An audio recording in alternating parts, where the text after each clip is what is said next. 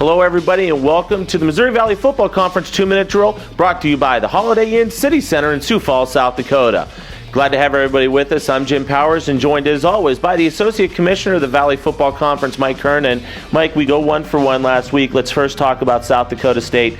Great season, had to battle through some adversity, but, John Stegelmeyer and the boys did a great job in representing. They closed the season with 5 straight wins before losing against Eastern Washington. A tough opponent, tied at halftime, but winning 4 straight on the road is a tough task. And when you get into the playoffs, absolutely, and especially Eastern Washington, going out there to play, great crowd, and especially the Inferno Red Turf.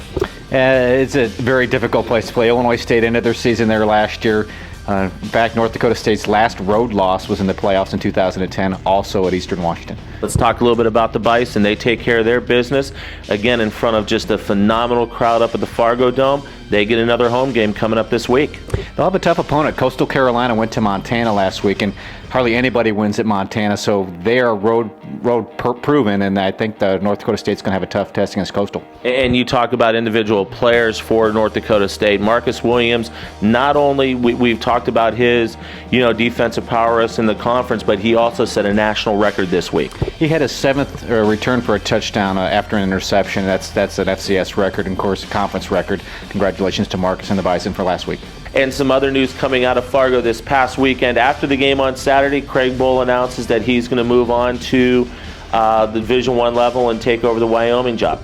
Of course, we're going to miss Craig. He's done a lot of things for North Dakota State, certainly for the FCS and for the Missouri Valley Football Conference.